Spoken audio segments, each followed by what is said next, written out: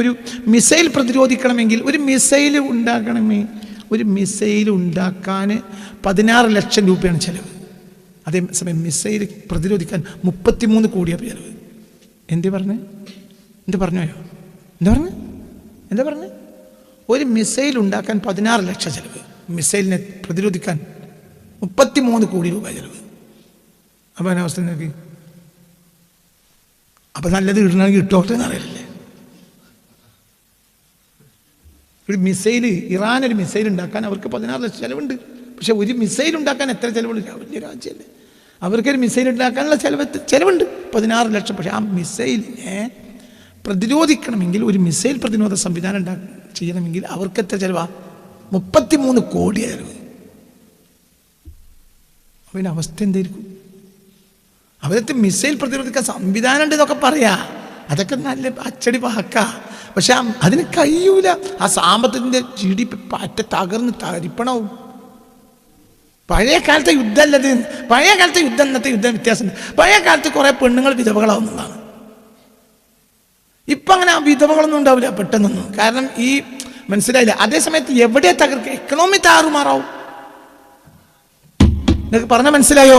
പണ്ടും ഇപ്പോഴും നമ്മൾ യുദ്ധത്തിൻ്റെ ഇമ്പാക്റ്റ്. പിന്നെ അണുവായുധം ഉപയോഗിക്കണം. അണുവായുധം ഉപയോഗിച്ചാൽ അപ്പോൾ എന്തുണ്ടാവും?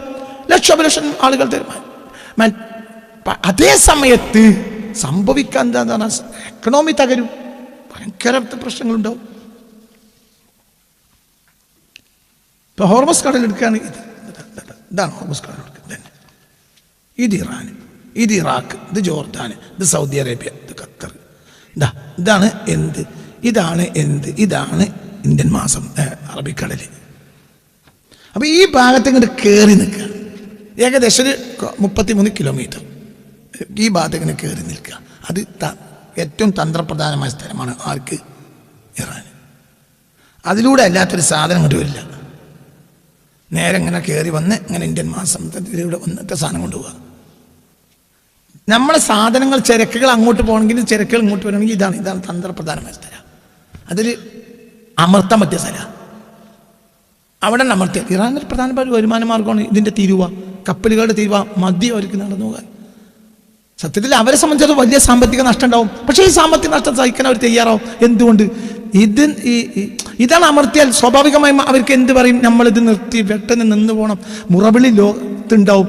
അങ്ങനെ മുറവിളി ഉണ്ടായാൽ ശത്രു രാഷ്ട്രം സ്വാഭാവികമായും യുദ്ധം നിർത്താൻ നിർബന്ധിതരാകും. അതാണ് അവരെ. അത് അങ്ങനെയല്ലേ, യുദ്ധത്തിൻ്റെ സ്വഭാവം അങ്ങനെയല്ലേ. അതൊരു തന്ത്രപ്രധാനമായ സ്ഥലമാണ്. ആ തന്ത്രപ്രധാനമായ സ്ഥലം അത് വലിയ ഹോർമസ് കടലിനെ സംബന്ധിച്ചിടത്തോളം അതിന് വലിയ പ്രാധാന്യമാണ് ഏത് കാലത്തും ലോകത്തുള്ളത്. ലോകത്ത് ഉപയോഗിക്കുന്ന പെട്രോളിയം ഉൽപ്പന്നങ്ങളുടെ ഏകദേശം 20%, ലോകത്ത് മൊത്തം 30% വരെ കടന്നു പോകുന്നത് ഈ ചെറിയ ഇന്ത്യയിലെ സാധനങ്ങൾ വരുന്നത്, ഇന്ത്യയിലെ ഗ്യാസും പെട്രോളും വരുന്നത് 50% അതിലെയാണ്. മൊത്തം ലോകരാജ്യം എടുത്താൽ 30% ഹോർമസ് കടലിലൂടെ വരിക. ലോകത്ത് നിങ്ങൾക്ക് പറഞ്ഞാൽ മനസ്സിലായോ? അപ്പോൾ ഓരോ ദിവസവും ശരാശരി 2 കോടി ബാരൽ ക്രൂഡ് ഓയിൽ ഈ കടലിലൂടെ വഴി കടന്നു പോവുകയാണ്. ഇന്ത്യ ഇറക്കുമതി ചെയ്യുന്ന എണ്ണയുടെ ഏകദേശം 40-50% ഈ പാതയിലൂടെ ആണ് എത്തുന്നത്. ഖത്തർ എന്നുള്ള പ്രകൃതിവാദം LNG ഇതുവഴിയാണ് വരുന്നത്. ഈ പാതയിൽ തടസ്സമുണ്ടായി ഇന്ത്യയിൽ ഇന്ധന വില കുത്തനെ ഉയരാൻ അത് കാരണമാവും. ഇന്ധന വില ഉയർന്നാൽ എന്താവും? എല്ലാത്തിനും വില. നിലവിൽ തന്നെ ലോക എക്കണോമി തകർന്നു കിടക്കുക. ഇപ്പൊ കഴിഞ്ഞ കൊല്ലത്തെ അത്ര പൈസ കൊല്ലല്ല ഇല്ല. ഇപ്പൊ ഭയങ്കര ഷഹറായിട്ടില്ല, ആകായിട്ടില്ല. മനുഷ്യന്മാർ പൈസ ആക്കൂല. എന്തുകൊണ്ട്? ഇപ്പൊ നമ്മളെ പുറത്തെ ആർക്കും ഇതൊക്കെ നടന്നു പോണത് എന്തുകൊണ്ടാണ്? മനുഷ്യന്മാർ എന്ത് ചെയ്യും? മേലായിട്ടാണ് അങ്ങനെയല്ല, നല്ല മുത്തക്കങ്ങളൊക്കെ ഇങ്ങനെ അയച്ച് പൈസ അയച്ചു തരും. അങ്ങനെ പറഞ്ഞിട്ട് കാര്യമല്ല. പൈസ ഇല്ല. എക്കണോമി സിസ്റ്റം യുദ്ധത്തിന് മുമ്പ് തന്നെ എക്കണോമി തകർന്നു നടക്കണം. യുദ്ധത്തിന് മുമ്പ് തന്നെ സിസ്റ്റം തകർന്നു നടക്കുക. അതിലാണ് ഇനി യുദ്ധം വരുന്നത്. അപ്പോൾ പൈസക്ക് ആവശ്യം കൂടും. കാരണം വസ്തുക്കളുടെയൊക്കെ വില ക്രമാതീതമായി ഉയരും. പിന്നെ കച്ചവടക്കാർക്ക് എങ്ങനെ വിൽക്കാൻ പറ്റും? എന്തുകൊണ്ട് നമുക്ക് എന്തും പറയാം. നിങ്ങൾ വിചാരിച്ച വില അതിൻ്റെ പുറത്തുള്ള വിലക്കാവില്ല ആ സാധനം വിൽക്കുക. അതിൻ്റെ പുറത്തൊരു വില ഒട്ടിച്ചിട്ടുണ്ടാവും. അതിൻ്റെ 10 ഇരട്ടിക്ക് ചിലപ്പോൾ അവർ വിൽക്കും. ഓരോട് പറയാൻ പറ്റില്ല, യുദ്ധമാണ്. ഞങ്ങൾക്ക് ഇന്നലെ ഈ സാധനം വന്ന് ഞങ്ങൾ വലിയ വില കൊടുത്ത് വാങ്ങിയതാണ്. അപ്പോൾ നിങ്ങളൊരു സാധനത്തിൻ്റെ പുറത്ത് 200 രൂപ എഴുതി കണ്ടാലും ഒരു 1000 രൂപ വാങ്ങാൻ പറ്റും. കാരണം അവർക്ക് എന്ത് പറയാം? യുദ്ധ സാഹചര്യം വരെ ഞങ്ങൾക്ക് ഹോൾസെയിൽ മാർക്കറ്റിന് ഇത്ര വിലക്ക കിട്ടിയത്, നിങ്ങൾ വാങ്ങിക്കൊണ്ടേ മതി, ആവശ്യക്കാരുണ്ടാവും. വമ്പൻ ദുരന്തം വരും എന്ന് അള്ളാഹു തആല ഇതിനൊക്കെ പരിഹാരം ഉണ്ടാക്കി തരട്ടെ. ഹോർമുസ് കടലിടുക്ക് അടച്ചുപൂട്ടി. ഇസ്രായേൽ തൊട്ടാൽ, അമേരിക്ക തൊട്ടാൽ എന്ന് അവർ പറയുന്നത് ഹോർമുസ് കടലിടുക്ക് ഞങ്ങൾ അടച്ചുപൂട്ടും കേട്ടോ എന്നാണ്. ഇപ്പോൾ അവർ അടച്ചു പൂട്ടും ചെയ്തു. അപ്പോൾ ഇനി ഈ ഗതാഗതം പുനരാരംഭിക്കാതെ ഒരു കാര്യം ഇതിൽ പരിഹാരങ്ങൾ ഉണ്ടാക്കാൻ കഴിയില്ല. ഹോർമുസ് കടലിടുക്ക് ഔദ്യോഗികമായി പൂർണ്ണമായി ഇറാൻ പ്രായോഗികമായി അവിടെ കപ്പൽ ഗതാഗതം തടസ്സപ്പെട്ടിരിക്കാൻ വരാൻ കഴിയില്ല. അമേരിക്ക, ഇസ്രായേൽ എന്നീ രാജ്യങ്ങളുമായി അവരുടെ സഖ്യകക്ഷിയുമായി ബന്ധമുള്ള കപ്പലുകൾക്ക് ഇറാൻ കർശന വിലക്ക് ഏർപ്പെടുത്തിയിട്ടുണ്ട്. മൊത്തത്തിൽ ഒന്നുമില്ല, മൊത്തത്തിൽ അവർ അതിലൂടെ കടന്നു വരാൻ കഴിയില്ല. ഇപ്പം ഇതാ India.comന്റെ ഇന്നലത്തെ റിപ്പോർട്ട്. India.com ഇന്നലത്തെ റിപ്പോർട്ട്. ദുബായിൽ 8 ദിവസത്തേക്കുള്ള ഭക്ഷണം മാത്രമേ ബാക്കിയുള്ളൂ. ദുബായിൻ്റെ കയ്യിൽ ഇനി ആകെ, ഞാൻ എന്ത് നിങ്ങളോട് പറയാം, ആരും പേടിപ്പിക്കാൻ വേണ്ടി പറയല്ല, നിങ്ങൾ യാഥാർത്ഥ്യം മനസ്സിലാക്കണം. ഇപ്പം യുദ്ധം നടന്ന എത്രയാണ്? ആകെ 8, 10, 12 ദിവസമേ ഉള്ളൂ. ഇത് India.comന്റെ പ്രധാനപ്പെട്ട TRT വേൾഡ് പോലെ പ്രധാനപ്പെട്ട ലോകത്തെ വളരെ ഒതന്റിക്കായ റിപ്പോർട്ടുകൾ മാത്രം ഞാൻ എടുത്ത്. ഇപ്പോൾ India.comന്റെ ഇന്നലത്തെ തന്നെ Dubai has only 8 days of, ആകെ 8 ദിവസത്തെ ഭക്ഷണം മാത്രമേ ആരെ കയ്യിലുള്ളൂ? എന്നാൽ ദുബായിൽ 8 ദിവസത്തേക്കുള്ള ഭക്ഷണം മാത്രമേ ബാക്കിയുള്ളൂ. ഇറാൻ യുദ്ധം തുടരുന്നതിനിടെ UAE വലിയ മുന്നറിയിപ്പ് നൽകുന്നു. UAE, സൗദി അറേബ്യ മിക്ക ഗൾഫ് രാജ്യങ്ങളും ഭക്ഷ്യാവശ്യങ്ങൾ നിറവേറ്റുന്നതിന് ഇറക്കുമതി ആശ്രയിക്കുന്നു. UAE, സൗദി അറേബ്യ മിക്ക ഗൾഫ് രാജ്യങ്ങളിൽ നിന്ന് ഭക്ഷ്യാവശ്യങ്ങൾ നിറവേറ്റുന്നതിനായി ഇറക്കുമതി ആശ്രയിക്കുന്നു. ദുബായ് ഉൾപ്പെടെയുള്ള പല പ്രധാന നഗരങ്ങൾക്കും ഭക്ഷണത്തിൻ്റെ പ്രധാന ഭാഗം വിദേശത്താണ് വരുന്നത്, ടിന്നിൽ അടച്ചു വരികയാണ്.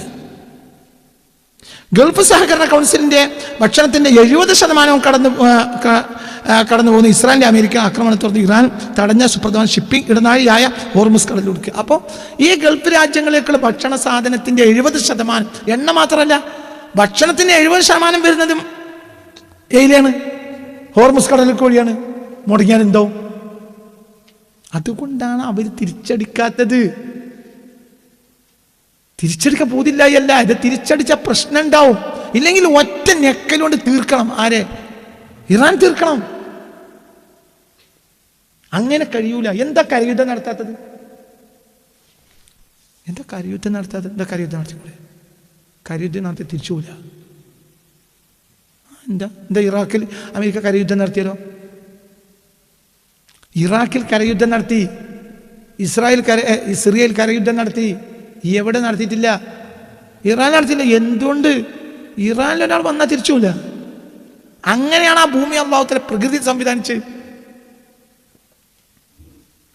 അപ്പം എല്ലാ രാജ്യങ്ങൾക്കും സൈന്യത്തിനെ ഇറക്കിയിട്ട് ബലം ശരിയാക്കിക്കൂടെ? അത് നടക്കൂല. ചില മനസ്സിലായിട്ട് പറഞ്ഞത് തന്ത്രപ്രധാനമായ ഭൂമി അങ്ങനെയാണ്. അതിൻ്റെ ഒരാൾ തിരിച്ചു പോകാൻ കഴിയില്ല, വന്നാൽ തിരിച്ചുകൂല. അതുകൊണ്ടാണ് ഇറാനെ അടിക്കുമ്പോൾ ലോകം 100 വട്ടം ആലോചിക്കണം. മുമ്പ് ആരും ഇത് ചെയ്തിട്ടുമില്ല. പിന്നെ അവിടെ ആഭ്യന്തര കുഴപ്പങ്ങൾ ഉണ്ടാക്കുക, ഓക്കെ, അത് ചാരന്മാരെ കൊണ്ട് അതൊക്കെ ചെയ്യിപ്പിക്കാം. എന്നിട്ട് അവിടുത്തെ ഭരണക്രമത്തെ മാറ്റാം, പുറത്ത് നറ്റാക്കിയത്. അപ്പം അവിടെ ആഭ്യന്തര കലാപം ഉണ്ടായതുകൊണ്ട് ഹോർമുസ് കടലിടുക്ക് അടക്കൂലല്ലോ. അത് പുറത്തുനിന്നാകുമ്പോൾ അത് ചെയ്യും. കാരണം ഇന്ന് ലോകം മുഴുവനും ഈ യുദ്ധം ആരാണ് നേതൃത്വം നൽകുന്നത്? America, Israel. അമേരിക്കൻ മേൽക്കോയ്മ അംഗീകരിക്കുന്നതാണ് ഈ രാജ്യങ്ങളുടെ മൊത്തം രാജ്യങ്ങളും. അപ്പോൾ സ്വാഭാവികമായും ഇത് കാരണം അവരത് നടക്കും. അവർക്ക് വലിയ നഷ്ടമുണ്ട്. ഗൾഫ് രാജ്യങ്ങൾ, Saudi Arabia, Qatar, Oman, UAE അടക്കമുള്ള രാജ്യങ്ങൾക്ക് വരുന്ന 70% ഭക്ഷണം ഇതിൽ വരും. എങ്കിൽ അതടച്ചാൽ അവരുടെ അവസ്ഥ എന്താണ്? ഇപ്പൊ ദുബായിയുടെ ഔദ്യോഗികമായ അവരുടെ സ്റ്റേറ്റ്മെന്റാണ് India.com കൊടുത്തത്. അവരുടെ കയ്യിൽ ഇനി എത്രയേ ഉള്ളൂ? 8 ദിവസത്തിന്റെ അപ്പുറം ഭക്ഷണം അവരെ ഗോഡൌണിലില്ല. കഞ്ഞി കുടിക്കണമെങ്കിലും കഞ്ഞിൻ്റെ അരിയുണ്ട്, ബാക്കി വെള്ളം കൂട്ടാൻ. അപ്പൊ ഇത് തമാശയല്ല, ഇത് വലിയ പ്രശ്നമാണ്. ഒന്ന്, ഇനി ഇതിൽ വേറെ പ്രശ്നം വരും. ഇനിയിപ്പോൾ വരുന്ന പ്രശ്നം, ഇനി ഇതിൽ വേറെ പ്രശ്നം വരും. എന്ത്? ഇപ്പൊ ഭക്ഷ്യക്ഷാമം വരുന്നുണ്ട് എന്നറിനോടുകൂടെ എല്ലാവരും സൂപ്പർ മാർക്കറ്റിൽ ഒഴുകും. 2 പ്രശ്നം ഉണ്ടാവും. അവിടെ തല്ലടക്കും. ഇപ്പോൾ കൊറോണ വന്ന ലോക്ക്ഡൗൺ വന്നപ്പോൾ എന്തുണ്ടായിന്നറിയും, അമേരിക്കയിലെ ഏകദേശം സൂപ്പർ മാർക്കറ്റ് വൻ അടി നടന്നിട്ടുണ്ട്. കാരണം എന്ത് ചെയ്യും, ഈ വെച്ചത് മുഴുവനും അവർ ട്രോളിക്ക് വലിച്ചിടും. അപ്പം മറ്റൊരുത്തി മറ്റൊരുത്തം വന്നിട്ട് ഇങ്ങോട്ട് എടുക്കും, അതിൽ തള്ളി നടക്കും. ഇതിന് ഇനി രണ്ട് പ്രശ്നം. ഒന്ന്, ഈ ഭക്ഷണ സാധനങ്ങൾക്ക് വേണ്ടിയിട്ട് അവർ കടിപിടി കൂട്ടും കിട്ടാൻ വേണ്ടി. അപ്പൊ ചില ആളുകൾ അമിതമായി സ്റ്റോർ ചെയ്യും. ഈ അമിതമായ സ്റ്റോർ ചെയ്യുന്ന ഇവർ വില കൊടുത്ത് വാങ്ങുന്ന ഭക്ഷണ സാധനമാണെങ്കിലും യുദ്ധം അവസാനിക്കുന്നതോടുകൂടെ ഈ സാധനം ആവശ്യമില്ലാതാവും. അപ്പൊ ഒരുപാട് ഭക്ഷണ സാധനങ്ങൾ സ്വാഭാവികം മനസ്സിലായില്ല. അപ്പൊ യുദ്ധം നാളെ നിർത്തി കഴിഞ്ഞാൽ പിന്നെ എന്താവില്ല, ഈ സാധനം ഉപയോഗിക്കൂല. അവരൊക്കെ പൈസ ഉള്ളവരാണ്. അപ്പൊ ആ ഭക്ഷണ സാധനങ്ങൾ ലോകത്തിന് നഷ്ടപ്പെടും. ഇത് തമാശല്ല. ഇപ്പൊ ഉള്ള പ്രശ്നം എന്താ, ഇപ്പൊ നമ്മൾ ഗ്യാസ് തീരാൻ പോവുകയാണെന്ന് പറഞ്ഞോട് കൂടെ ഇപ്പൊ ഗ്യാസുമായി ബന്ധപ്പെട്ട ആളുകളൊക്കെ വിളിച്ചു പറയും. ഇപ്പൊ ഗ്യാസുമായി ബന്ധപ്പെട്ട ഒരാൾ മിഞ്ഞാന്ന് എന്നോട് വിളിച്ചു പറഞ്ഞിട്ടുണ്ട്, എന്ത് ഗ്യാസ് കുറച്ച് വേഗമായി കൊളിച്ചു കേട്ടോ, ഗ്യാസ് ഉണ്ടാവില്ല. ഓനോടുള്ള ഇഷ്ടം കൊണ്ട് തിരിച്ചു പറഞ്ഞു. അപ്പോൾ അങ്ങനെ പലരും പറഞ്ഞിട്ടുണ്ടാവുമല്ലോ. അപ്പോൾ സ്വാഭാവികമായി ജനങ്ങൾ എന്തിനോടും, ഗ്യാസിനോടും. അപ്പോൾ ഗ്യാസും സ്റ്റക്കായി പോവും. ഇപ്പോൾ ഗ്യാസ് സൈറ്റിൽ വേണ്ടി ബുക്ക് ചെയ്യുന്ന സൈറ്റ് ജാമ എന്ന് ഇന്നും എന്നോട് ചില ആളുകൾ പറഞ്ഞു. സൈറ്റിൽ ബുക്ക് ചെയ്യാൻ കഴിയില്ല. എന്തുകൊണ്ട്? എല്ലാവരും സൈറ്റിൽ കയറിയിട്ട് എന്ത് ചെയ്യാണ്, ഗ്യാസ് ഇങ്ങനത്തെ പ്രശ്നങ്ങൾ. ഇപ്പം നിക്ഷേപകർ സ്വാഭാവികമായി ദുബായ് പോലത്തെ രാജ്യങ്ങളൊക്കെ നിലനിൽക്കുന്ന നിക്ഷേപങ്ങളൊക്കെ ഉണ്ടാകും, സാമ്പത്തിക ഉത്കണ്ഠ ഉണ്ടാവും. GCC രാജ്യങ്ങൾ സാമ്പത്തികം മൊത്തം എണ്ണ വ്യാപാരവും വിനോദ സഞ്ചാരം അത് തകരും. ഇപ്പൊ ഭൂമിശാസ്ത്രമായി ഇറാനോ വളരെ അടുത്ത് നിൽക്കുന്ന രാജ്യങ്ങൾ UAE, ഒമാൻ പോലത്തെ ഒരു യുദ്ധമുണ്ടായ പ്രത്യേകിച്ച് അതിർത്തികളെ ബാധിക്കുന്ന പേടി ജനങ്ങൾ, മാനസിക പ്രശ്നങ്ങളുണ്ടാവും. ഇതുകൊണ്ട് ഒരുപാട് ആളുകൾക്ക് മാനസിക പ്രതിസന്ധി ഉണ്ടാവും. ഇപ്പോൾ എവിടെ ഒരു സുഖമില്ലാത്തൊരവസ്ഥ. നമ്മളെപ്പോലെയല്ല അറബികളെ സംബന്ധിച്ച്. ഇപ്പം ആധുനിക അറബികൾക്ക് മാനസിക രോഗം പെട്ടെന്നുണ്ടാവും. എന്തുകൊണ്ട്? അവർ സുരക്ഷിതരായി കഴിയാണ്. ഇപ്പം ഇറാനിലെ ജനങ്ങൾക്കൊരു മാനസിക രോഗം ഇനി ഉണ്ടാകാനില്ല. അവർക്ക് ഉണ്ടാകാവുന്നത്ര മാനസിക രോഗം ഈ 10-40 കൊല്ലം കൊണ്ട് ഉണ്ടായി കഴിഞ്ഞു. ഇനി അവർക്ക് ഒന്നും ഉണ്ടാകാനില്ല.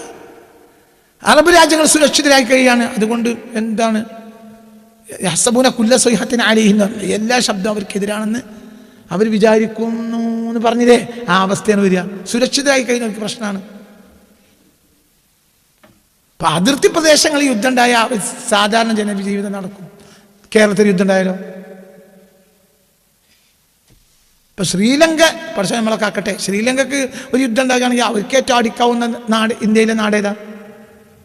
കേരളം. അവരും നമ്മളൊരു യുദ്ധം ഇല്ലാത്തതുകൊണ്ടല്ലേ. അപ്പൊ നമ്മൾക്ക് കാലം വരെ എന്തില്ല, നമ്മൾക്ക് കാർഗിൽ യുദ്ധം ഉണ്ടായി പറഞ്ഞാൽ അതൊരു ചുരുക്കാണ്. വല്യാപ്പാരൊക്കെ രാവിലെ പത്രത്തിട്ട് കുട്ടികളോട് പിന്നെ യുദ്ധം എന്തായി ഒന്ന് നോക്ക്, അങ്ങനെയല്ലേ പറയാം. ഞാൻ അവിടെ കൊന്നു, ഇവിടെ മിസൈലിട്ടു, അങ്ങനെ ഉണ്ടായി ഇങ്ങനെ ഉണ്ടായി, 10 ആൾക്കാർ മരിച്ചു എന്നൊക്കെ പറഞ്ഞാൽ അവരതങ്ങനെ പിന്നെ പീടിയിൽ പോയിട്ട് മൂപ്പര് പീടിയിലെ വകാർ കുറേ ലക്ഷം അടിച്ചു വിട്ടിരിക്കും. എന്തുകൊണ്ട്? ഇവർക്ക് ഇതെന്താണ്, സ്ഥിതി വിവരക്കണക്ക് മാത്രമാണ്, ഇത് അനുഭവിക്കണില്ല. അത്ര ആളുകൾക്ക് ഒരു യുദ്ധം ഉണ്ടായ ഒരു സുരക്ഷിതരായി കഴിഞ്ഞുവിടുന്ന ജനങ്ങളാണ് അറബികൾ, പ്രത്യേകിച്ച് ഈ അടുത്ത കാലത്ത് അറബികളൊക്കെ. അവർ മാനസിക രോഗം അധികരിക്കും. അപ്പം അതുകൊണ്ട് ഇതൊക്കെ വഴി ഉണ്ടാകുന്ന പ്രയാസങ്ങളെന്ന് പറഞ്ഞാൽ ഓഹരി വിപണി തകരും, എന്താ പറയുക, ഇങ്ങനെയുള്ള വലിയ വലിയ വലിയ വലിയ നഷ്ടങ്ങളുണ്ടാവും. ഇപ്പോഴത്തെ Bangladesh shuts universities, limits fuel sale, അതായത് എണ്ണ വിൽപ്പന കുറക്കണം. കാരണം എണ്ണയിൽ വലിയ ഷോർട്ടേജ് വന്നു ഇറാൻ യുദ്ധം കാരണം. അതുകൊണ്ട് അവർ എന്ത് ചെയ്യാണ്, ബംഗ്ലാദേശ് ഷട്ട്സ് യൂണിവേഴ്സിറ്റികളൊക്കെ അടക്കുകയാണ്. എന്ത്? ബംഗ്ലാദേശ് യൂണിവേഴ്സിറ്റിയൊക്കെ അടക്കുകയാണ്. കാരണം അവർക്കിനി മുന്നോട്ട് പോകാൻ കഴിയൂല. അതുകൊണ്ട് അവർ യൂണിവേഴ്സിറ്റി അടക്കുകയാണ്. അടച്ചു കഴിഞ്ഞു, ഇപ്പോൾ 2 ആഴ്ച ആയിട്ടുള്ളൂ. പിന്നെ ആ തൊഴിൽ രംഗത്ത് വലിയ പ്രശ്നങ്ങളുണ്ടാവും. ഒരു മാസം 1.5 ലക്ഷം ഇന്ത്യക്കാരാണ് ഗൾഫിലേക്ക് പുതിയതായി പോകുന്നത്. 1.5 ലക്ഷം ഇന്ത്യക്കാരെങ്കിലും പുതിയതായി ഇന്ത്യയിൽ നിന്ന് എങ്ങോട്ട് പോകുന്നുണ്ട്, ഗൾഫ് പോകുന്നുണ്ട്. 1.5 ലക്ഷം പുതിയത് വന്നോലും തിരിച്ചു പോകല്ല. പുതിയതായി 1.5 ലക്ഷം ഇന്ത്യക്കാരെങ്കിലും പുതിയതായി എങ്ങോട്ട് പോകുന്നുണ്ട്, ഏതെങ്കിലും ഗൾഫ് നാട്ടിലേക്ക് പോകുന്നുണ്ട്. അവർ വഴിയൊക്കെ വരുമാനം വരുന്നുണ്ട്. നമ്മളെ കയ്യിലൊന്നുമില്ലല്ലോ. അപ്പോൾ ഈ വിദേശ നാണയങ്ങളാണ് സത്യത്തിൽ നമ്മളെ എക്കണോമിയുടെ GDPയുടെ ബേസ്മെൻറ്റ്. അത് തകർന്നാൽ അപ്പം അരി അവിടെ ഉണ്ടായിട്ട് കാര്യമല്ല, അരി പീടിയിലുണ്ട്, നമുക്കെന്തില്ല. നമുക്ക് പൈസ ഇല്ല, വാങ്ങാൻ പൈസ ഇല്ലാതെ അവിടുന്ന് പൈസ ഇങ്ങോട്ട് വരുന്നില്ല, പോക്ക് വരവ് നടക്കണില്ല, ഒരു പണി അറിയില്ല. ചിലർക്ക് ആകെ എന്ത് പണി അറിയുള്ളൂ, ഗൾഫ് പോക്കറിയും. വേറെ പണി നമ്മളോട്ട് എടുക്കില്ല, അത് നമുക്ക് മാനക്കേടാണ്. പണിയില്ലാത്തതുകൊണ്ടല്ല, റിയൽ എസ്റ്റേറ്റ് നിലവിൽ തന്നെ തകർന്നു. ഇപ്പൊ കേരളത്തിന്റെ പ്രധാനപ്പെട്ട ഒരു വരുമാനമാണ് എന്ത്? കുപ്പായിട്ട് പുറത്തിറങ്ങുക. നമ്മുടെ നാട്ടിലെ ജനങ്ങളിലെ വലിയൊരു ശതമാനത്തിൻ്റെയും ജീവിത വരുമാനം എന്താ? നല്ല വെള്ളിയും കുപ്പായിട്ട് ഒരു തൊപ്പിയും കൂടി ഇട്ടാൽ ശരിയായി. എങ്ങനെയെങ്കിലും പിന്നെ എന്താ പറയുക, പിന്നെ മുസല്ലിൽ വരച്ചിട്ട് നിസ്കാരത്തായ്മ കൂടി ഉണ്ടാക്കി വെച്ചാൽ ഈ മാന്താരിയായി. ഞാൻ പുറത്തിറങ്ങിയ പോലെ എന്ത് നടക്കാം? റിയൽ എസ്റ്റേറ്റ് കാര്യമായ കച്ചവടം. അങ്ങനെ കുറേ ഒരു കച്ചവടമൊക്കെ നടക്കും, അത് മതി. ഒരു കച്ചവടം മര്യാദയ്ക്ക് നടന്നാൽ ആ കച്ചവടത്തിൻ്റെ നിയമമുണ്ട്. ഇപ്പോൾ 2.5% 1% എന്തേ അങ്ങനെ എന്താ പറഞ്ഞാൽ മതി. 2%, 2%, ആ 4%. 4% ഇവർക്കുള്ളതാണ്. ഇന്ന് എന്തുവേണം കച്ചവടം നടക്കണ്ടേ? ആ കച്ചവടം നടക്കൂല. കച്ചവടം നടക്കണമെങ്കിൽ പൈസ വേണ്ടേ? അപ്പം നമ്മളെ ഇന്നത്തെ പ്രധാനപ്പെട്ട ഒരു വരുമാനമാണ് എന്ത്? റിയൽ എസ്റ്റേറ്റ് നടക്കൂല, ഒന്നും നടക്കൂല, റിയൽ എസ്റ്റേറ്റ് നടക്കൂല. അപ്പോൾ വീണ്ടും അത് നമ്മുടെ GDP തകരാൻ കാരണമാവും. നമ്മളെ വരുമാനം, ചില്ലറ വ്യാപാരം, എല്ലാ മേഖലയും തകരും. എല്ലാം നാട്ടിലെ ചെറിയ പെട്ടിക്കടം മുതൽ കുട്ടികളെ പഠനം, പ്രായമായ ചികിത്സ, ഇതൊക്കെ ബാധിക്കും. ചികിത്സിക്കണമെങ്കിൽ പൈസ ഉണ്ടേ. അതായത് നമ്മളെ ഇത് ബാധിക്കാത്തൊരു മേഖല ഉണ്ടാവില്ല. ഇതൊക്കെ ഞാൻ പറയാൻ കാരണമുണ്ട്. ഞാൻ ലാസ്റ്റ് പറയാം ഇതൊക്കെ പറയാനുള്ള കാരണം. എന്നാൽ ഇറാനെ സംബന്ധിച്ചിടത്തോളം ഈ അടുത്ത ദിവസം വരെ Iran's foreign minister rejects calls for a ceasefire. വെടി നിർത്തലിനെ കുറിച്ചുള്ള നിർദ്ദേശം അവർ നിരസിച്ചു. We need to continue fighting for the sake of our people. ഞങ്ങളുടെ ജനങ്ങളുടെ താല്പര്യം യുദ്ധത്തിലൂടെ മാത്രമേ നടപ്പിലാകൂ. അതുകൊണ്ട് വെടിനിർത്തലിൻ്റെ ഒരു വർത്തമാനം ഞങ്ങളോട് പറയണ്ട. അപ്പം നിങ്ങൾ യുദ്ധം നിർത്തിയാലേ ഞങ്ങളായി ആദ്യം വെടിനിർത്തൽ ഉണ്ടാവൂല. ഇതാണ് അവരുടെ ഫോറിൻ മിനിസ്റ്റർ ഈ അടുത്ത ദിവസം പ്രസ്താവിച്ചത്. അമേരിക്ക പറഞ്ഞു ഇറാന് തകർന്ന് തരിപ്പണായിട്ടുണ്ട്. അതേസമയത്ത് ഇറാൻ എന്ത് പറഞ്ഞു? Iran's foreign minister rejects call for ceasefire, അതായത് വെടിനിർത്തൽ പൂർണ്ണമായും അവർ റിജക്റ്റ് ചെയ്തു. We need to continue fighting. ഞങ്ങൾക്ക് യുദ്ധം നീണ്ടുപോകലാണ്. അത് സത്യമല്ലേ? യുദ്ധം നീണ്ടുപോയാൽ ലാഭമാർക്ക്? യുദ്ധം നീണ്ടുപോയാൽ ലാഭമാർക്ക്? ഇറാന് അതെങ്ങനെ? യുദ്ധം നീണ്ടുപോയാൽ ഈ ഏരിയയിലെ രാജ്യങ്ങൾക്ക് വൻ തകർച്ച ഉണ്ടാവും. അപ്പോൾ ഒരു പാഠം പഠിക്കും. എന്തവര്? ലോകത്തൊരു കാലത്തും ഇനി ഇറാനുമായി ഒരു യുദ്ധം വേണ്ട തീരുമാനിക്കും. അവർ സുരക്ഷിതമായി. ഞങ്ങളെ പീപ്പിളിന്റെ സുരക്ഷിതത്വം യുദ്ധം നീണ്ടുപോലാണ്. ഞങ്ങൾ ഒരു സീസ് ഫയറിനും ഒരു വെടിനിർത്തലിനും ഞങ്ങൾ തയ്യാറല്ല. അവർ ഫോറിൻ മിനിസ്റ്ററുടെ അവസാനത്തെ സ്റ്റേറ്റ്മെന്റ് അത് നിങ്ങൾ ആലോചിച്ച്, അത് സത്യമാണല്ലോ അവർ പറയുന്നത്. ഇപ്പൊ 2 ആഴ്ച കൊണ്ട് തന്നെ ദുബായ് പോലത്തെ രാജ്യത്ത് 8 ദിവസത്തെ ഭക്ഷണം മാത്രമേ ഇനി ബാക്കിയുള്ളൂ എന്ന് പറയുകയാണെങ്കിൽ എന്താ അവസ്ഥ? അപ്പൊ ആ കുറച്ച് നിങ്ങൾ യുദ്ധം നീണ്ടുപോകണം. ഈ രാജ്യത്ത് മുഴുവൻ ആഭ്യന്തര കലഹമുണ്ടാവും. കാരണം ജനങ്ങൾക്ക് ജീവിക്കണ്ടേ, സൗകര്യങ്ങൾ വേണ്ടേ, ജനങ്ങൾക്ക് ജീവിക്കണ്ടേ. പണ്ടൊന്നും ജനങ്ങൾക്ക് കൊടുക്കണ്ട, ഇടക്കിടക്കൊരു കുത്തിവെപ്പ് കൊടുത്താൽ മതി. പണ്ട് സർക്കാർ ജനങ്ങൾക്ക് എന്ത് ചെയ്തു കൊടുത്തിരുന്നത്? ഒരു 2-3 കുപ്പി ഉണ്ടാവും നമ്മളെ എന്താ പറയാ, കുപ്പി മരുന്ന്. ആകെ തലവേദനക്കും തൊണ്ടവേദനക്കും ഒക്കെ ആ മരുന്ന് തന്നെ കൊടുക്കുക. നമ്മളെ ചെറിയ പണ്ടത്തെ സർക്കാർ ആശുപത്രിയിലാകെ വലിയ തടിച്ച കുപ്പികൾ. നിങ്ങൾക്കൊന്നും ഓർമ്മയുണ്ട്? നിങ്ങൾക്ക് സലാമിനും ഞമ്മക്ക് ഓർമ്മയുണ്ട്. നിങ്ങൾ പോലത്തെ ചെറിയ കുട്ടിയൊക്കെ അറിയില്ല. നിങ്ങളെ കണ്ടം കമ്മിയാണല്ലേ. നിങ്ങൾ ഇപ്പം അടുത്ത കാലത്ത് ജനിച്ചല്ലേ? അല്ലെ? സത്യം അല്ലേ? പറയും അല്ലേ? സർക്കാർ ആശുപത്രിയിൽ ചെന്ന ഒരുത്തർ പോകുന്ന കുപ്പികളിൽ ഇങ്ങനെ നിരത്തി വെക്കും. അതിൽ പള്ളവേദനക്കും അതന്നെ, തലവേദനക്കും അതന്നെ. ഒക്കെ 2-3 മരുന്നാ കൊടുക്കുക. അങ്ങനെ തന്നെ നമ്മളെ നാട്ടിലുണ്ടായിരുന്നു തോട്ടിങ്ങനെ വൈദ്യര്. ഈ കളർ വെള്ളം ഈ സാധനം എടുത്താണ് മുമ്പ് തോട്ടിലെ വെള്ളത്തിൽ കൂട്ടും. അതാണ് തോട്ടിങ്ങനെ വൈദ്യര് ഇറങ്ങുക. അത് മിക്കവാറുള്ള ഈ തോട്ടിലെ വെള്ളമായിരിക്കും. അപ്പൊ അന്ന് സർക്കാർ ജനങ്ങൾക്ക് അതേ ചെയ്തു കൊടുക്കേണ്ടുള്ളൂ. മറ്റത് വിറക് ഓരോ കയ്യിലുണ്ട്, ഗ്യാസ് ജനങ്ങൾക്ക് കൊടുക്കേണ്ടുള്ളൂ. സർക്കാർ ഒന്നും കൊടുക്കണ്ട. ആഴ്ചയിൽ മാസത്തിൽ കുറച്ച് റേഷൻ അരി, പഞ്ചസാര. കുറെ ആളുകൾ പഞ്ചസാര വാങ്ങൂല. കാരണം പഞ്ചസാര ഒന്നും തിന്നണ്ട, പഞ്ചസാര വാങ്ങൂല. മണ്ണെണ്ണ അല്ലേ? പണ്ട് ആകെ സർക്കാർ കൊടുക്കേണ്ടത് കുറച്ച് റേഷനരിയും കൊടുക്കണം, കുറച്ച് മണ്ണെണ്ണയും കൊടുക്കണം. ആശുപത്രിയിൽ ഈ 2-3-4 കുപ്പിയിലെ വെള്ളം ഉണ്ടാവും, അതേ കൊടുക്കണം. ഇന്ന് നമ്മളെ നാട്ടിലെ മൊബൈൽ ചിപ്പ് ഇവിടെ നഷ്ടപ്പെട്ടാൽ ആഭ്യന്തര കലാപം ഉണ്ടാവും. മൊബൈൽ ചിപ്പ് നഷ്ടപ്പെട്ടാൽ, മൊബൈൽ ചിപ്പ് ഇനി സർക്കാർ കൊടുക്കില്ല പറഞ്ഞാൽ ആഭ്യന്തര കലാപം ഉണ്ടാവും. മൊബൈൽ ചിപ്പ് കൊടുക്കണില്ല എന്ന് നിരോധിച്ചാൽ 1 മാസം 1.5 മാസം കൊണ്ട് മുഖ്യമന്ത്രി തയ്യാറാണ്. ഉറപ്പ്. തിന്നാൻ അടുത്ത ആഴ്ച മതി. കിറ്റ് നീ കൊടുത്തില്ലെങ്കിൽ പ്രശ്നമില്ല. എന്ത് കൊടുക്കണം? ചിപ്പ്. എന്തേ സത്യം തന്നെയല്ലേ? കാരണം ഇപ്പൊ എന്തൊക്കെ സർക്കാർ ജനങ്ങൾ കൊടുക്കേണ്ടത് അത് നാട്ടിൽ കിട്ടിയില്ലെങ്കിൽ ആഭ്യന്തര കലാപം ഉണ്ടാവും, മുന്നോട്ടും കഴിയില്ല. അപ്പൊ ഈ യുദ്ധം നിലനിന്നാൽ ഇറാന്റെ പരിസരത്തുള്ള ഈ ഏഷ്യൻ ആഫ്രിക്കൻ രാജ്യങ്ങളിലെ ജനങ്ങൾക്ക് മുഴുവനും ആഭ്യന്തര കലാപം, രാജ്യങ്ങൾ തകരും. അപ്പൊ ഈ രാജ്യങ്ങൾ പിന്നെ ഒരു വെടിനിർത്തലുണ്ടായാൽ ലോകാവസാനം വരെ എന്തുണ്ടാവില്ല? യുദ്ധം ഉണ്ടാവില്ല. അതാ പറഞ്ഞ ഞങ്ങളെ ജനങ്ങളുടെ താല്പര്യം. We need to continue fighting for the sake of our people. ഞങ്ങളുടെ ജനങ്ങളുടെ താല്പര്യം എന്താണ്? എന്താണ്? യുദ്ധം. We need to continue fighting. ഞങ്ങൾക്ക് വേണ്ടത് എന്താണ്? യുദ്ധം വേണ്ടവരാണ്. എന്നാ പിന്നെ ഒരു കാലത്ത് യുദ്ധം ഇറാൻ ആക്രമിക്കാൻ വരൂല.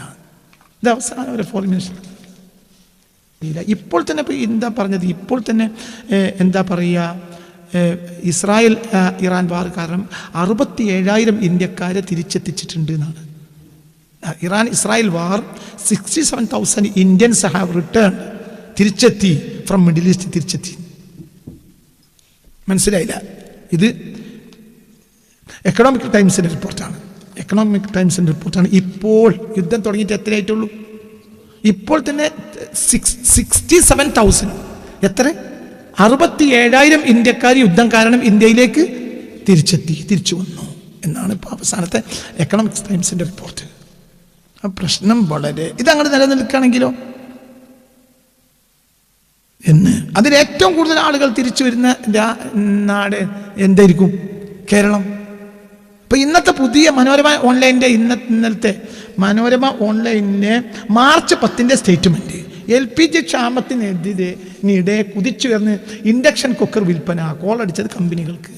അതായത് മറ്റേ എന്താ പറയുക, നമ്മൾ പറയുന്നത് കറണ്ട് അടുപ്പിന് വമ്പൻ വിൽപ്പന. കാരണം എന്തുകൊണ്ട്? നീ ഗ്യാസ് ഇല്ലാതെ ജീവിക്കണമെങ്കിൽ അതേ നിർവാഹമുള്ളൂ. അടിച്ച് കമ്പനിക്ക് സാധനം തികയണില്ല. ഇപ്പൊ ഈ 10 ദിവസം കൊണ്ടെന്നാണ്. കാരണം ഇനി ജനങ്ങൾക്കിത് രാജ്യമാകെ മനോരമ ഓൺലൈൻ്റെ മാർച്ച് 10 തീയതിയിൽ, ഇന്നിപ്പോ എത്രാം തീയതി? 13. ഇന്നലത്തെ റിപ്പോർട്ട് LPG ക്ഷാമം, രാജ്യമാകെ LPG ക്ഷാമത്തിനിടെ ആഞ്ഞടിക്കുകയും സിലിണ്ടർ വിതരണം നിയന്ത്രണം ഏർപ്പെടുത്തുകയും ചെയ്തതോടെ ഇൻഡക്ഷൻ കുക്കർ വിൽപ്പന കുതിച്ചുയരുന്നു. വമ്പൻ തള്ളലാണ് ജനങ്ങൾ അങ്ങോട്ട്. ശനിയാഴ്ച മുതൽ അസാധാരണമായ വിൽപ്പന വർധനവും അന്വേഷണമാണ് ദൃശ്യമാകുന്നത്. ഓൺലൈനിലാണ് കൂടുതലും. രാജ്യത്തെ ചില ഷോറൂം ശൃംഖലകൾ സാധാരണ 35-40 ഇൻഡക്ഷൻ കുക്കറുകളാണ് വിറ്റഴിച്ചിരുന്നെങ്കിൽ ഇപ്പോഴത് ഓരോ ഷോപ്പിൽ 150-അടുത്തായി എന്ന്. വിൽപ്പനയും അന്വേഷണങ്ങൾ വർദ്ധിച്ചതോടെ ഇൻഡക്ഷൻ കുക്കർ നിർമ്മാണ കമ്പനികളുടെ ഓഹരി വിലയും കുതിച്ചു. ചുരുക്കത്തിൽ അതാണ്. അപ്പൊ അതായത് LPGയിൽ ജനങ്ങൾക്ക് ഇനി പ്രതീക്ഷയില്ല. അപ്പൊ അങ്ങനെ വന്നു. അപ്പൊ ചുരുക്കത്തിൽ ഞാൻ വിശദീകരിക്കുന്നില്ല. ഇതൊക്കെ വളരെ അടിസ്ഥാനപരമായ സത്യമാണ്. അപ്പൊ ഇനി ഇതൊക്കെ ജനങ്ങളെ പേടിപ്പിക്കാൻ വേണ്ടി ചെയ്ത ഒരു കാര്യമല്ല. നിലവിലെ സാഹചര്യങ്ങൾക്ക് പറഞ്ഞു തരുന്നത്. അപ്പൊ നമ്മൾ എന്താ വേണ്ടത്? നമ്മൾ സ്വയം പര്യാപ്തത പഠിക്കണം. അമിത ചെലവുകളെ ഒഴിവാക്കണം. നമ്മളിപ്പോൾ ചെയ്യേണ്ട ഒരു കാര്യമാണ്. ദയവായി ഞാൻ ഇതൊക്കെ നിങ്ങളെ പറഞ്ഞ് പേടിപ്പിക്കാനല്ല.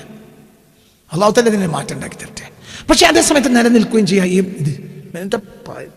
ഒന്ന്, നമ്മൾ ഏറ്റവും ചുരുങ്ങിയത് ഹബീബ റസൂലുള്ള പറഞ്ഞതുപോലെ നമ്മൾ ഏറ്റവും ചുരുങ്ങിയത് നമ്മുടെ വീട്ടുവളപ്പിൽ അത്യാവശ്യ സാധനങ്ങൾ കുഴിച്ചിട്ടുണ്ടാക്കാൻ നമ്മൾ പഠിക്കണം. അതന്നെ. ഇനി അങ്ങനത്തെ കാലമായിരിക്കും. ഇനി കാലം യുദ്ധങ്ങളെ കാലമാണ്. ഒരു നിലക്കല്ലെങ്കിൽ ഒരു നിലയ്ക്ക് ഇനി യുദ്ധം ഉണ്ടാവും. അപ്പൊ നമ്മൾ ചെയ്യേണ്ട ഒരു കാര്യം എന്താണെന്നറിയോ? ഈ ഖിയാമത്ത് നാളാ ഗോളങ്ങൾ കൂട്ടിമുട്ടുന്ന കണ്ടാലും ഭൂമിയിൽ നട്ടുപിടിക്കേണ്ട റസൂൽ പറഞ്ഞല്ലേ. എന്നാലും അതായത് കാളത്തിൽ ഊതാണെങ്കിലും ഇജ് എന്ത് ചെയ്യണം? കാളത്തിൽ ഊതുന്ന സമയത്ത് ഊതാണെങ്കിൽ പോലും ഇജ് എന്ത് ചെയ്യണം? നട്ടുപിടിപ്പിക്കണം. അങ്ങനെ പറയാനുള്ള കാരണം എന്താണ്? അതായത് ഒരു കാലത്തും കൃഷി ഒഴിവാക്കരുത്. മനുഷ്യന്റെ നിലനിർത്തുന്ന അടിസ്ഥാന ഘടകം എന്താണ്? കൃഷിയാണ്. കൃഷിയിലേക്ക് നമ്മൾ തിരിച്ചു പോകണം.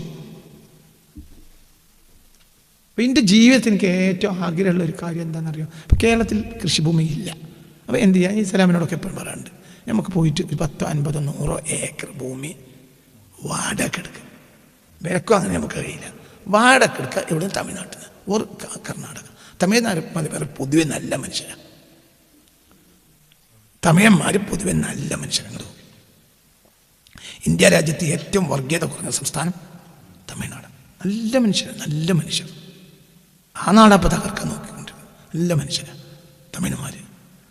അപ്പം അവരെ സംബന്ധിച്ചാൽ വർഗീയ ചിന്തകളൊക്കെ കുറഞ്ഞ ആളുകളാണ്. അന്നാണ് ജീവിക്കുക എന്നുള്ളതല്ലാതെ ഏറ്റവും കൂടുതൽ കൃഷി ചെയ്യുന്നവരെ സഹായിക്കുന്ന സംസ്ഥാനവും ഏതാണ്? സർക്കാരിൻ്റെ സഹായം മാത്രമല്ല, തൊഴിലാളികൾ പ്രശ്നം ഉണ്ടാക്കില്ല. ഏറ്റവും കൂടുതൽ കുറഞ്ഞ് വേതനം വാങ്ങുന്ന കാർഷിക തൊഴിലാളികൾ എവിടെയാണ്? നമ്മൾ എന്താ ചെയ്യേണ്ടത് വെച്ചെങ്കിൽ, നമ്മളിപ്പോൾ ഞാൻ ഇവരോടൊക്കെ പറയാറുണ്ട്, നമുക്കൊന്ന് തമിഴ്നാട്ടിൽ പോയിട്ട് ഒരു 10, 50, 100 ഏക്കർ വെള്ളമൊക്കെ കിട്ടുന്ന ഒരു ഏരിയ വാടക എടുക്കുക. ഇപ്പം നമ്മളാളുകൾ കച്ചവടം ചെയ്യാനാണ് പോണത്. മനസ്സിലായില്ല? നമ്മളെ എന്താ പറയുക, മദ്രാസിലേക്കും മറ്റൊക്കെ ഉള്ള ആ ഏരിയയിൽ കച്ചവടത്തിന്, ഹോട്ടൽ കച്ചവടത്തിന് വേണ്ടിയാണ് ആളുകൾ. നമ്മൾ എന്തിന് പോവുക? അത് നന്മണ്ട്. ഇപ്പം 100 ഏക്കർ നമ്മൾ കൃഷി ചെയ്യാം. ഈ കൃഷിയിൽ നമ്മൾ വിഷങ്ങൾ അടിക്കുന്നത് പരമാവധി കുറക്കുക.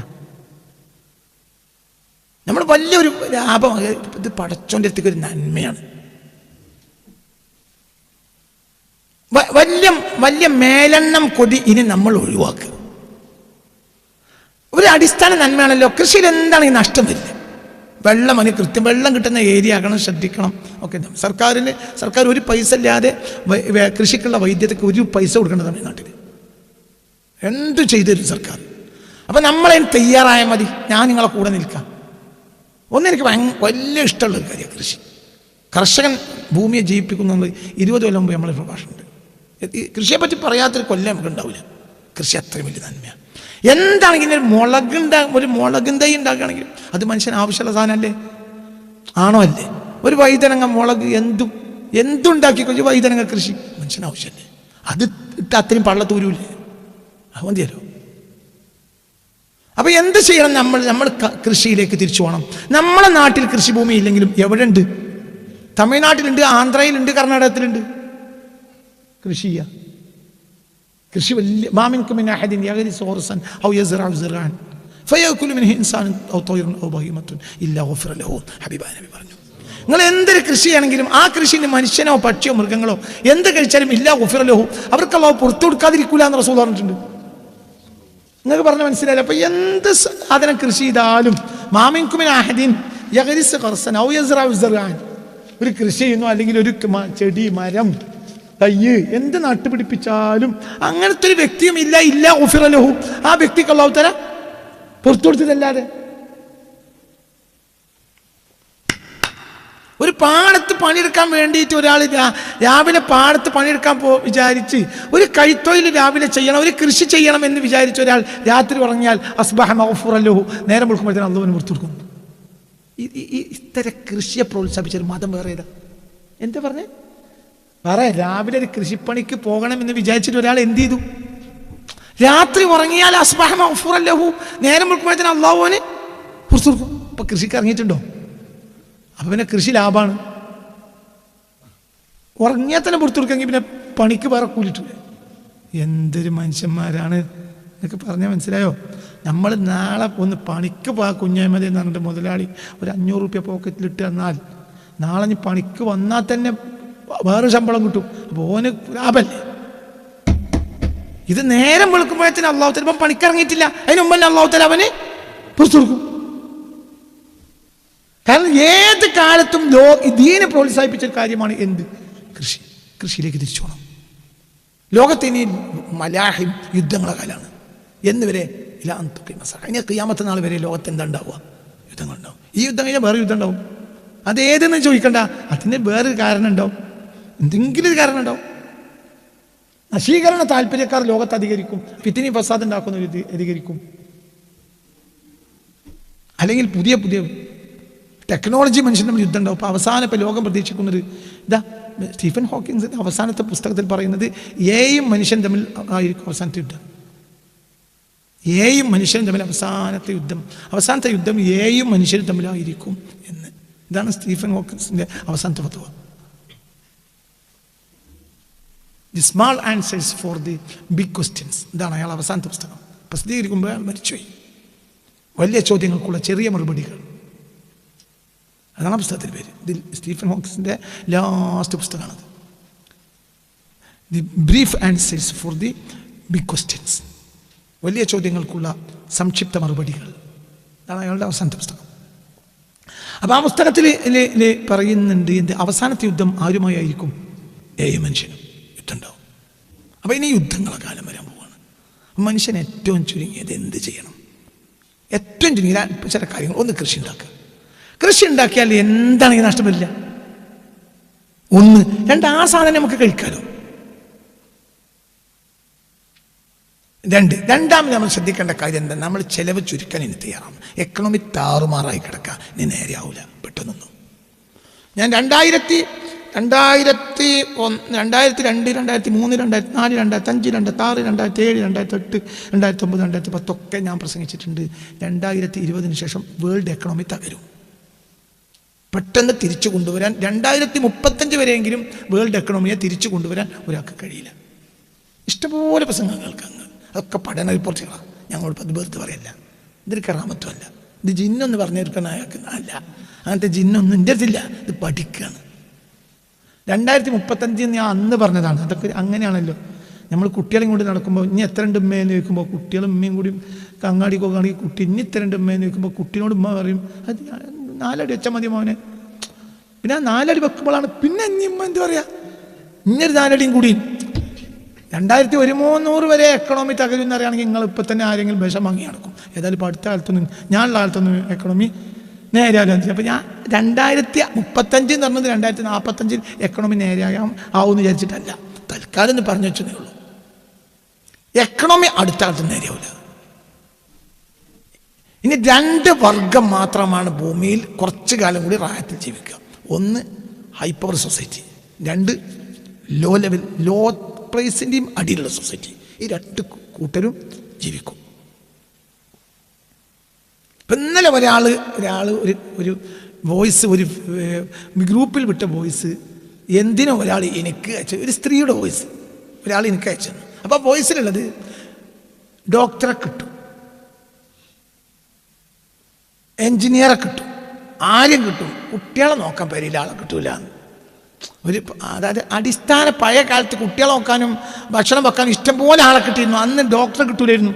ഒരു ഡോക്ടറെ കിട്ടാന്ന് പ്രയാസം. ഇന്ന് ഇഷ്ടംപോലെ എല്ലാ പേരിലും ആരുണ്ട്, എല്ലാ പേരിലും ഡോക്ടർ. നിങ്ങൾ കണ്ടു വെച്ചോളി, നാടൻ പണിക്ക് വമ്പൻ ശമ്പളം കിട്ടുന്ന കാലം വരാമുണ്ട്.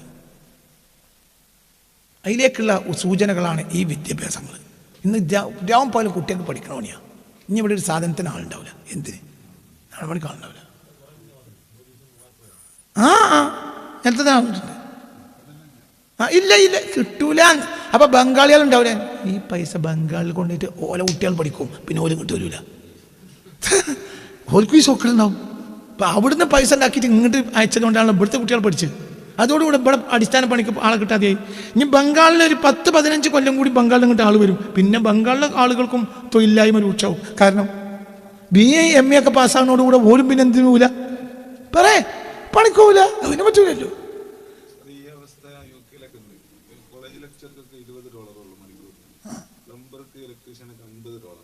സത്യം അത് സിസ്റ്റാണ്. അത് കറാമത്തല്ല, അത് സിസ്റ്റം അങ്ങനെയാണ്. കാരണം ഇല്ലാത്തതിനല്ലേ പൈസ കൂട്ടി കൊടുക്കുക. ഒരു അവറിന് പിന്നെ UK ഇപ്പം എത്ര എന്താ പറയുക, ഒരു 20 പൗണ്ട് ഒക്കെയാണ് എങ്കിൽ 20 പൗണ്ടാണ് ഒരു അവറിന് ഡോക്ടർ കിട്ടുമെങ്കിൽ ഒരു പ്ലംബർക്ക് 50 പൗണ്ട് കിട്ടും. കാരണം എന്ത് കിട്ടാനില്ല, അത് അടിസ്ഥാന പണിയാണ്, അതിന് ആളില്ല. വമ്പൻ ഭാഗ്യം, ഒരു പണി എടുക്കണ്ട. SSLC തോറ്റാലും എനിക്കൊരു ചുക്ക് വരാൻ പോണില്ല. SSLC തോറ്റതായിരിക്കും എൻ്റെ ഭാഗ്യം. തെണ്ടി പറഞ്ഞില്ലേ, എന്ത് ഭിക്ഷക്കാരൻ അങ്ങാടിയിൽ നിന്ന് 2 ഭിക്ഷക്കാർ അങ്ങാടി രാത്രി ഇരുന്നിട്ട് ഒരു പൈസ എണ്ണ. അപ്പം പൈസ എണ്ണീറ്റ് തീരുന്നില്ല. അപ്പം അങ്ങനെ എണ്ണണീൻ്റെ ഇടയിൽ ഇവർ പറഞ്ഞു, ഈ പണി പഠിച്ചിട്ടില്ലെങ്കിൽ നമ്മൾ തെണ്ടീനുട്ടോ എന്ന് പറഞ്ഞതുപോലെ അങ്ങനത്തെ ഒരു കാലം വരാൻ പോകുന്നുണ്ട്. അടിസ്ഥാന തൊഴിലാളുണ്ടാവില്ല. നമ്മൾ നാട് തകരും ഉറപ്പ്. അല്ലെങ്കിൽ ഇവിടെ താഴത്തേക്ക് ഇറങ്ങാൻ തയ്യാറാവില്ല. ഈ അമിതമായ ജനത ഒന്നിച്ച് പഠിക്കൽ നല്ലതല്ല. ഇതിനോടൊക്കെ ഒരു വെറുപ്പ് തോന്നാണ്. അപ്പം ഇനിയിപ്പോൾ അയാൾ വിദ്യാഭ്യാസത്തിനെതിരാന്ന് പറയിച്ചിട്ട് ഞാൻ ഇത് നല്ലതല്ല, ഈ രീതിയെ നല്ലതല്ല. ഇപ്പം എല്ലാ പേരിലെ കുട്ടികൾക്കും പണി എന്താ? പഠിക്കും തിന്നാൻ പുസ്തകം അന്തേ ഉണ്ടാവില്ല. കാരണം പുസ്തകത്തിൽ അന്ത ലോകത്തൊരു പുസ്തകം പഠിച്ചൊരു മനുഷ്യൻ ജീനിയസ് ആയിട്ടില്ല, ലോകത്തുണ്ടാവില്ല. അത് തിയറി അങ്ങനെയാ. ലോകത്തെ ഏറ്റവും വലിയ മനുഷ്യൻ ഒരു പുസ്തകം പഠിച്ചിട്ടില്ലല്ലോ. അതതിൻ്റെ സത്യം അങ്ങനെയാണ്. നിങ്ങൾ ഒരു കേരളം കണ്ട ഏറ്റവും വലിയ എഴുത്തുകാരൻ OV വിജയനാ സ്കൂൾ പോയിട്ടില്ല. കേരളം കണ്ട മുസ്ലിങ്ങളുടെ ഏറ്റവും വലിയ എഴുത്തുകാരൻ വൈക്കം ബഷീറാ സ്കൂൾ പോയിട്ടില്ല. ഈ സ്കൂൾക്ക് പോയിരുന്നെങ്കിൽ സ്കൂൾ ബഷീർ നാശാക്കും. സത്യമാണ് ഇത്. നിങ്ങൾ പഠിക്കും, ലോകത്തൊരു ജീനിയസ് ഉണ്ടാവില്ല. ഇപ്പൊ ഈ സ്കൂൾ പോകാത്തൊരു കുട്ടി ഇവിടെ എന്തോ ഒന്ന് നേടിയാലോ, ആ കൊടുവള്ളി താമസിച്ചു. എന്താണ് കുട്ടിയുടെ പേര്? സ്കൂൾ പോയി ഞാൻ കഥ കഴിഞ്ഞ് സ്കൂൾ പോയിട്ടില്ല. കാരണം അവർക്കൊരു ഫ്രെയിമുണ്ട്, ആ ഫ്രെയിമേ പഠിപ്പിക്കുള്ളൂ. ഫ്രെയിം ഇല്ലെങ്കിലോ എന്ത് പഠിക്കാം?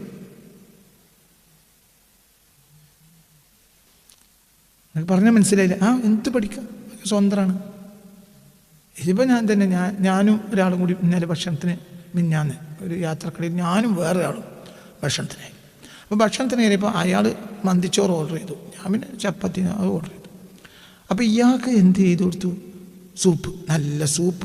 മന്തി കിട്ടുന്ന മുമ്പ് അയാൾ അതിൻ്റെ ബിഫോർ സൂപ്പ് വരുന്നുള്ള അയാൾക്ക് സൂപ്പ് കൊടുത്തു. ഞാൻ പിന്നെ അങ്ങനെ കുതിർക്കാണ്. എന്തുകൊണ്ട്? എനിക്ക് സൂപ്പില്ല.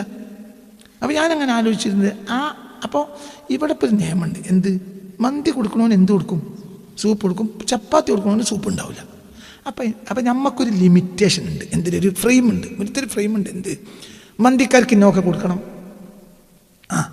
ചപ്പാത്തിക്കാർക്ക് ഇന്നത്, പൊറോട്ടക്കാർക്ക് ഇന്നത്, പിന്നെ മറ്റേ തന്തൂർ റൊട്ടിയാണെങ്കിൽ ഇന്നത്. അതൊരു ഫ്രെയിമിലാണ് അവർ பார்த்தത്. അപ്പോൾ നമ്മളൊരു ലിമിറ്റില്ല. അപ്പോൾ തന്നെ അങ്ങനെ 1ാം ക്ലാസ്സിലേക്ക് ഇന്നത്, 2ാം ക്ലാസ്സിലേക്ക് ഇന്നത്. ഇനി അവിടെ ഇതിലൊന്നും ചേരാത്തൊരുത്തൻ അവിടെ ഉണ്ടാവുമല്ലോ. എവിടെ? കിച്ചണിൽ. ഓനെന്തും തിന്നൂടെ? ഓനെന്തിൽ ചേരുന്ന? ഓൻ മന്തി ഓർഡർ ചെയ്തിട്ടില്ല. മനസ്സിലായില്ല? ഓന് പഴയ കാലത്ത് ബിരിയാണിക്ക് ഓർഡർ ചെയ്താൽ ചിക്കൻ ബിരിയാണിക്ക് എന്തുണ്ടാവും? കോഴിമുട്ട ഉണ്ടാവും. ആ കോഴിമുട്ടി അവിടെ ഉണ്ടാവും. അത് മന്തിയിലില്ല. പക്ഷെ ഓന് കോഴിമുട്ടിയും തിന്നാ മന്തി തിന്നാ. കാരണം അത് ഫ്രെയിമിലല്ല. പറയും മനുഷ്യന്മാരെ, സത്യാണ്. ഫ്രെയിം കയറിയ ജീനിയസ് ആവില്ല. ഒരു ജീനിയസിനെ ഫ്രെയിം കയറി കണ്ടെത്താൻ കഴിയില്ല. ഫ്രെയിമിൻ്റെ പുറത്ത് ജീനിയസ് ഉണ്ടാവുള്ളൂ. അപ്പോൾ ലോകത്തെ മുഴുവൻ അങ്ങനെയാണ്. അപ്പം നമ്മൾ ഇന്നത്തെ കുട്ടികൾ അടിമകളാക്കുക. ഇപ്പോൾ വിദ്യാഭ്യാസത്തിൻ്റെ അടിമയാണ് കുട്ടികൾ. എൻ്റെ സാത്താന നവലോകക്രമം എന്ന പുസ്തകം വായിച്ചാൽ മതി. മാറ്റി ഭംഗിയായി ഞാനത് അവതരിപ്പിച്ചിട്ടുണ്ട്. അടിമകളാണ് ഈ സ്കൂൾ പഠിക്കുന്നവർ, മൊത്തം അടിമകളാണ്. അതായത് അമേരിക്ക, ബ്രിട്ടൻ അടക്കമുള്ള വലിയ വികസിത രാജ്യങ്ങൾക്ക് തൊഴിലാളികളെ ഉണ്ടാക്കുന്ന പണിയാണ് ഇന്ത്യ പോലത്തെ രാജ്യങ്ങളുടെ സ്കൂളുകളിൽ. അത് മാത്രം പണി, വേറെ പണിയില്ല. അത്രയേ ഉള്ളൂ. ജീനിയസ് ആകാൻ കഴിയില്ല, സ്വയം അങ്ങ് ചിന്തിക്കാൻ കഴിയില്ല. ഒരു ഫ്രെയിമിൻ്റെ ഉള്ളിലായിരിക്കും.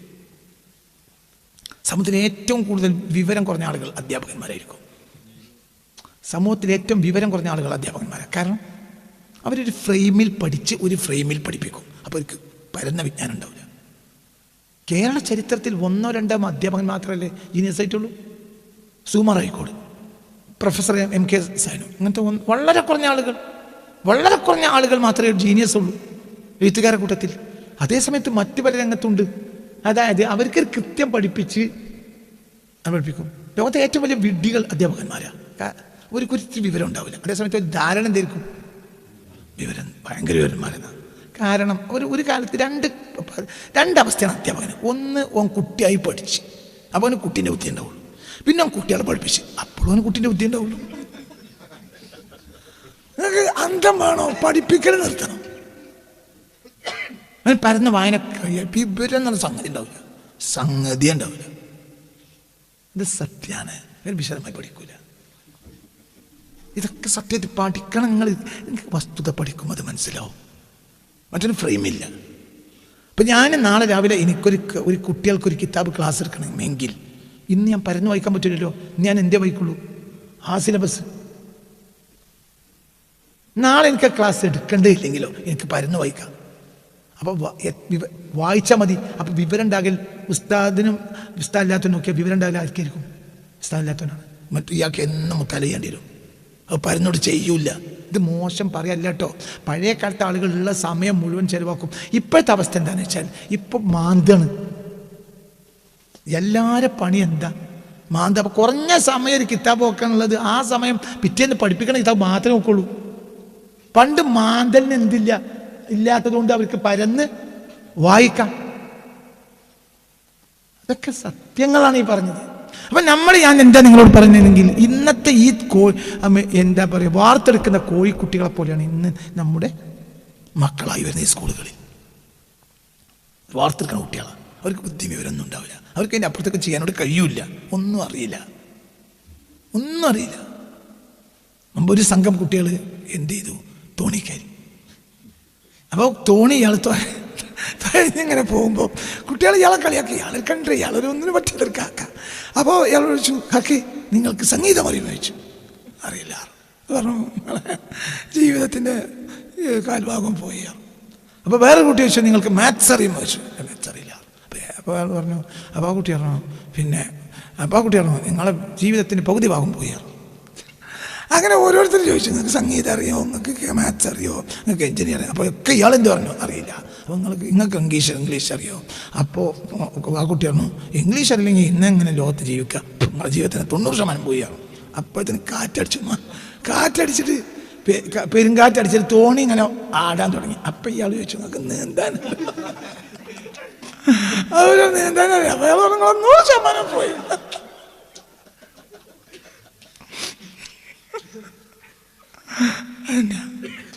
അതാണ് കാര്യം. പ്രാക്ടിക്കൽ വിജ്ഞാനങ്ങൾ ഇന്ന് നമ്മുടെ സൊസൈറ്റിക്ക് ഇല്ല. അതേപറ്റി അങ്ങനെയാണ്. അതാണ് എല്ലാം സത്യം. ദർസ് കോളേജ് വിവരം ദർസിലായിരിക്കും. ദർസിലെ കുട്ടിക്ക് ഇവിടുന്ന് അവിടേക്ക് പോകാം, അവിടുന്ന് മറ്റൊരുത്തേക്ക് പോകാം. കോളേജിലെ എൻ്റെ ഉള്ളിലേക്കാണ് കയറി. അതൊരു പോർട്ടല. നേരത്തെ പ്രഭാഷണം പറയാം. അതിൻ്റെ ഉള്ളിലേക്കാണ് കയറിയ പിന്നെ അതിൻ്റെ അവസാനം ലാസ്റ്റ് വർഷത്തെ അവർ പഠിച്ചിട്ടിറങ്ങുക. ഇതങ്ങനെയല്ല. ഇത് പഴയ കാലത്ത് ഉസ്താദിനെ തിരഞ്ഞെടുക്കുക കുട്ടി. ഇത് കുട്ടി ഉസ്താദിനെയല്ല തിരഞ്ഞെടുക്കുന്നത്, സ്ഥാപനത്തിനെയാണ്. കുട്ടി അത് മാറിയാലും സ്ഥാപനം മാറാൻ പറ്റില്ല. അതുകൊണ്ട് ആ കുട്ടിക്ക് വിവരം വളരെ കുറയും. പണ്ട് അങ്ങനെയല്ല. പണ്ട് ഓരോ മുൻഗാമികളായ ആലിമീങ്ങൾ ഓരോ ഉസ്താദിനെ തിരഞ്ഞെടുത്ത് ആ ഉസ്താദിന് അത് പഠിക്കും. അപ്പോൾ എല്ലാ വിവരമൊക്കെ ഉണ്ട്. ഇപ്പോൾ കാലം അധികരിച്ചപ്പോൾ എന്തായി? സിസ്റ്റംസ് വന്നപ്പോൾ എന്ത് കുറഞ്ഞു? വിജ്ഞാനം കുറഞ്ഞു.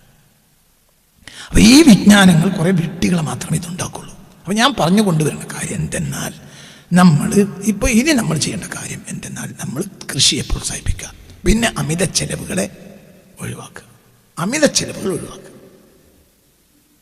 ഒരു മടിയില്ലാത്ത ചെലവുകളാണ് നമ്മൾ ആവശ്യമില്ലാത്ത ചെലവുകൾ ഒഴിവാക്കുക.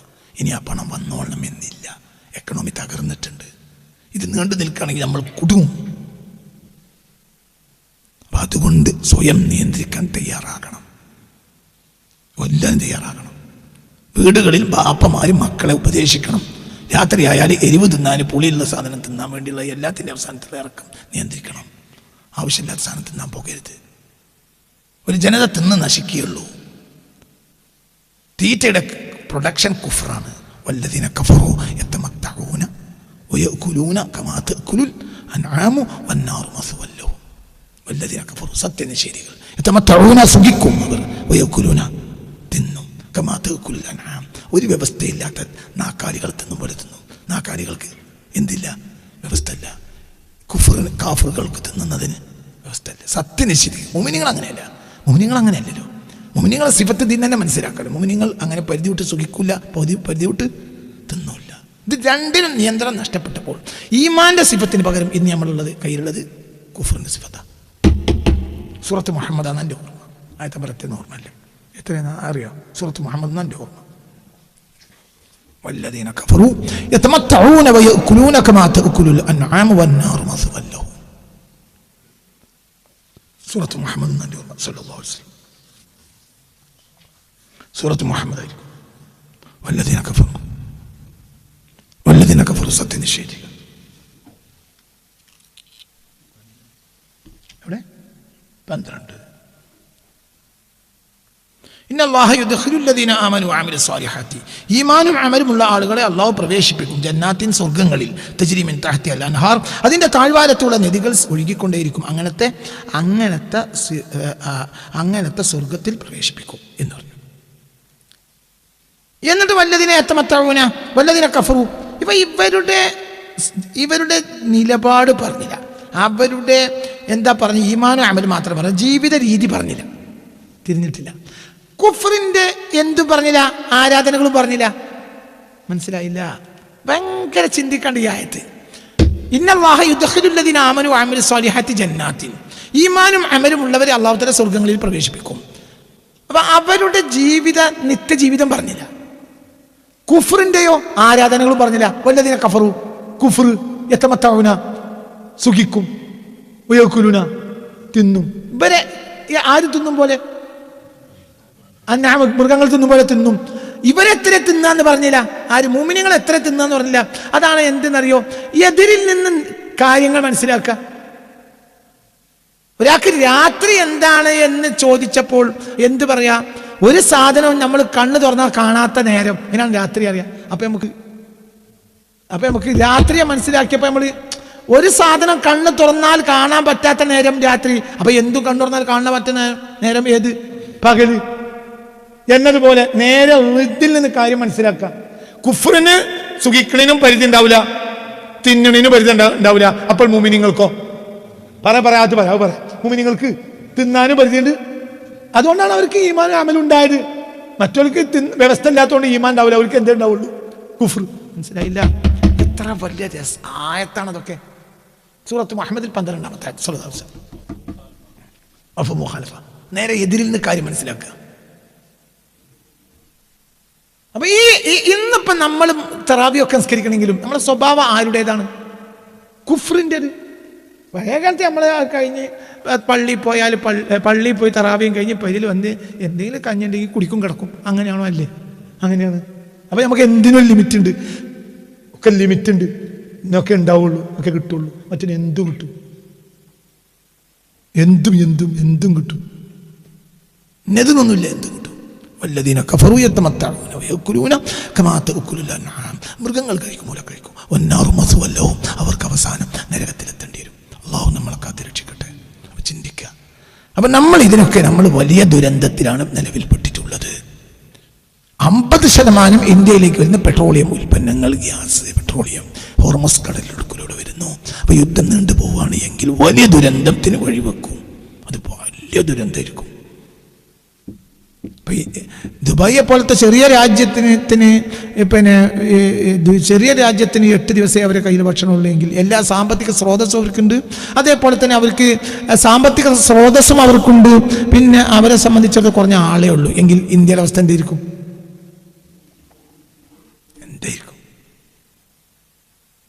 അപ്പൊ ഭരണാധികാരികളെ ഇവിടെ കുറ്റം പറഞ്ഞിട്ട് കാര്യമില്ല. ഭരണാധികാരികൾക്ക് ഈ വിഷയം ഒന്നും ചെയ്യാൻ കഴിയില്ല. അത് നിസ്സാരമാണ്. അപ്പോൾ ഇതിൻ്റെ വരുന്ന സാമൂഹിക പ്രത്യാഘാതങ്ങൾ, വീട്ടിൽ വരുന്ന, ഉദാഹരണം പറയാം, ജയിലുകളിൽ ഭക്ഷ്യക്ഷാമം ഉണ്ടായി ജയിലിൽ കിടക്കുന്ന കുറ്റവാളികൾ പുറത്തു വരേണ്ടി വന്നാൽ അതിൻ്റെ പ്രശ്നം എന്തായിരിക്കും? അതിൻ്റെ സാമൂഹിക പ്രശ്നങ്ങൾ എത്ര? പഠിച്ചോൻ കാത്തുരക്ഷിക്കട്ടെ. അതൊക്കെ നിങ്ങൾ ചിന്തിച്ചു നോക്ക്. ഭയങ്കര പ്രശ്നമുണ്ടാവും. പക്ഷെ ആ അവസ്ഥയിൽ എത്താതെ കാത്തുരക്ഷിക്കട്ടെ. മനുഷ്യന് പുറത്തിറങ്ങാൻ പറ്റൂല. അങ്ങനെ കൊലയും നടക്കും നാട്ടിൽ. കാരണം ഇനിയും മനുഷ്യന്മാർക്ക് പുറകോട്ടാൻ കഴിയില്ല. പണ്ട് അങ്ങനെയല്ല. പണ്ട് മനുഷ്യന് പുറകോട്ട് തന്നെയാണ്. അപ്പോൾ തിന്നേണ്ട ഒരു ആവശ്യമില്ല. ഞങ്ങളോട് പറഞ്ഞിട്ടുണ്ട് ഉച്ചക്ക് ചോറ് ഇല്ല, കഞ്ഞയ്യ. അപ്പോൾ സ്കൂളിൽ പഠിക്കുന്ന ഏതെങ്കിലും കുട്ടി നമ്മളെ വീട്ടിൽ ഉച്ചക്ക് ചോറാന്ന് പറഞ്ഞാൽ പറയാം, അങ്ങനെയൊക്കെ ഒരു കുട്ടിയൊക്കെ ഉണ്ടാവുള്ളൂ വീട്ടിൽ, ഏതോ സ്കൂളിൽ. അപ്പോൾ നമ്മൾ ഉമ്മാനോട് പറയും എനിക്കിന്ന് ഉച്ചക്ക് ചോറ് വേണം. അങ്ങനെ പറയുകയാണെങ്കിൽ ഉമ്മ എന്ത് ചെയ്യും? കഞ്ഞനോട് തരും. എന്നിട്ട് ഉമ്മ എന്ത് പറയും? ആദ്യം വെള്ളം കുടിച്ചോളാം. അപ്പം നമ്മൾ എന്ത് ചെയ്യും? വെള്ളം കുടിക്കും. അപ്പം അമ്മ കൂട്ടാൻ കൊണ്ട് തരും. ആ കൂട്ടാൻ പിന്നെ നമ്മൾ ചോറ്, ഓന് ചോറാണ്. അപ്പം മറ്റോള് അഞ്ചെത്തി വന്നാണ്ട് ഓന് ചോറ് കൊടുത്തു അല്ലേ, അപ്പോൾ ഓൻ്റെ ചോറ് നിങ്ങൾക്ക് തിന്നാം. ഇതെൻ്റെ വെള്ളം കുടിച്ചാളാം.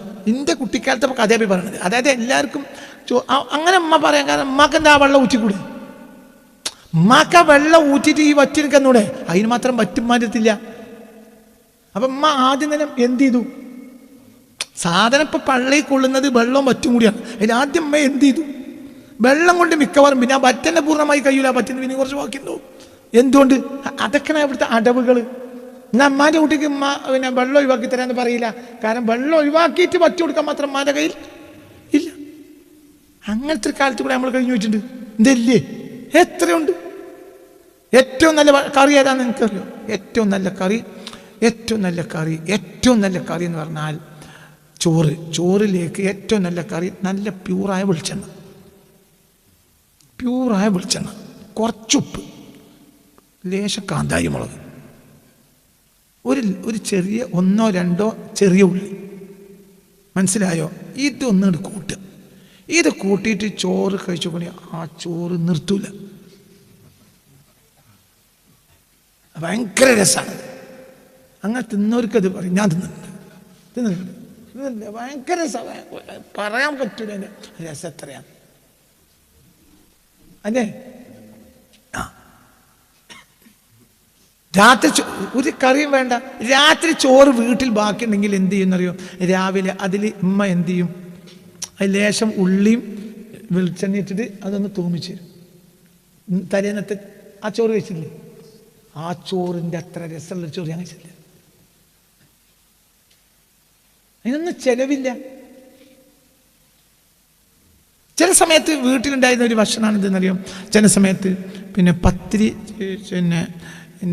പൊടി എന്ത് ചെയ്യുന്നറിയോ? ഉമ്മ പിന്നെ പത്തിരി എല്ലാവർക്കും ഒരു പത്തിരി കൊടുക്കാൻ മാത്രമില്ല, പൊടി കുറച്ചാണുള്ളതെങ്കിൽ ഉമ്മ എന്ത് ചെയ്യുന്നറിയോ? പത്തിരി ഓട്ടിലിട്ടിട്ട് ഓട്ടിലിട്ടതിന് ശേഷം വെള്ളം കുടഞ്ഞ് ഓട്ടിലിട്ടതിന് ശേഷം അതിലേക്ക് ഒരു ലേശം വെളിച്ചെണ്ണയും പാരും. അതിങ്ങനെ ഓട്ടിലിട്ട് വറുക്കും. അതിങ്ങനെ ഒരിച്ച് സ്പൂണിട്ട് തരും. എന്താ അതിൻ്റെ രസം! ഒരേ സാധനം. അന്ന് നമ്മളെ കയ്യിൽ വിഭവങ്ങളൊന്നുമില്ല, പക്ഷെ ആ വിഭവത്തിൻ്റെ ഒരു ഇത് വേറൊന്നുമില്ല. അതൊരു പ്രത്യേക ചേരുവയിൽ ഈ നല്ല വെന്ത ഈ ഉള്ളിയും വെളിച്ചെണ്ണയും കൂടിയിട്ട് ഇതിലേക്ക് ചേരുമ്പോൾ അതിൻ്റെ ഒരു രസം പറഞ്ഞാൽ മതിയാവില്ല. അതേസമയത്ത് നിങ്ങൾ മന്തി കഴിച്ചോളി, ഒരു രസമില്ല. ഒരു രസമില്ലല്ലോ. 1, 2 അത് അരിയാണോ എന്ന് നിങ്ങൾക്ക് ഉറപ്പുണ്ടാവില്ല. അതുകൊണ്ട് നിങ്ങളെ മനസ്സിൽ കുറ്റപ്പെടുത്തും. അത് തിന്നണോ? എന്തുകൊണ്ട്? മന്തിയുടെ അരിയാണെന്ന് ഉറപ്പില്ല. അത് ആർട്ടിഫിഷ്യൽ അരിയാവാൻ സാധ്യതയുണ്ട്. എനിക്ക് പലപ്പോഴും അങ്ങനെ തോന്നുന്നുണ്ട്. എൻ്റെ നിങ്ങളൊക്കെ കാണുമ്പോൾ എനിക്ക് തോന്നും അതൊരു ആർട്ടിഫിഷ്യൽ അരിയാണോ. ഒറിജിനൽ ആകാം, പക്ഷെ നമ്മൾ മനസ്സിൽ വിശ്വാസമല്ല. പറഞ്ഞത് മനസ്സിലായില്ലേ? അങ്ങനെയാണ്. മന്തിന് വിശ്വാസമില്ല. അതേസമയത്ത് നമ്മളെ ചോറിൽ പിറ്റേന്ന് രാവിലെ നാളെ എൻ്റെ പേരിൽ അങ്ങനത്തെ ഒരു കളി കളിച്ചോക്ക. എന്താ അതിൻ്റെ രസം എന്നറിയും. പെരുന്നാളിൻ്റെ അന്ന്, ചെറിയ പെരുന്നാളിൻ്റെ അന്ന് നമ്മൾ ഭക്ഷണം കഴിച്ചിട്ട് ജുമയ്ക്ക് പോവുക, പള്ളിയിൽ പോവുക. പെരുന്നാൾ പള്ളിയേക്ക് ഭക്ഷണം കഴിച്ചു. എന്തേ? അന്ന് ഭക്ഷണം കഴിക്കാൻ സന്തോഷം. കാരണം തലേന്ന് ആ നേരത്ത് പട്ടിണിയാണ്. അപ്പോൾ തിന്നാൻ നിനക്ക് പട്ടിണില്ലല്ലോ. ഇത് രാത്രി നേരം വെളുക്കണവരെ ഉപ്പിലിട്ടതും മുളകിലിട്ടതും തിന്നാൻ എനിക്ക് എന്ത് പെരുന്നാളാണ്. അപ്പം അതിൻ്റെയൊക്കെ നന്മ ഇന്ന് നമ്മൾ നഷ്ടപ്പെടുത്തി. ഈ അമിതമായി ഉള്ള ഇത് മുഴുവനും നമ്മൾ ഒഴിവാക്കുക. എന്നിട്ട് നമ്മൾ ഇലാഹി താല്പര്യത്തിലേക്ക് തിരിച്ചു പോകുക. അള്ളാഹു നമ്മളെ കാത്തിരക്ഷിക്കട്ടെ. ഇൻഷാ അള്ളാഹ്. നിലവിലുള്ള സാഹചര്യം ഭയാനകമാണ് എന്ന് ഞാൻ ജനങ്ങളെ ഓർമ്മപ്പെടുത്തുകയാണ്. പരമാവധി ശ്രദ്ധിക്കുക. അള്ളാഹു സുബ്ഹാനഹു വ തആല തൗഫീഖ് തന്ന ഒരു കാലമാണ്. ഒരു നിലക്ക് ചിന്തിക്കുന്നവന് നല്ല നിലക്ക് ജീവിക്കാൻ ഇപ്പോൾ കഴിയും. ചിന്തിക്കുന്നവന് അനാവശ്യമായതൊക്കെ ഒഴിവാക്കിയാൽ മതി. എന്നിട്ട് വളരെ സൂക്ഷിച്ച് ജീവിച്ചാൽ ഭംഗിയായി ജീവിക്കാൻ കഴിയും. അള്ളാഹു ഈ യുദ്ധത്തെ ഇല്ലാതെ എത്രയും പെട്ടെന്ന് അവസാനിപ്പിച്ചു തരട്ടെ. അത് വളരെ സത്യമാണ് ഈ പറഞ്ഞത്. എല്ലാം വളരെ സത്യമാണ്. എത്രയും പെട്ടെന്ന് ഇത് അവസാനിച്ചാൽ നമ്മളെ സംബന്ധിച്ച്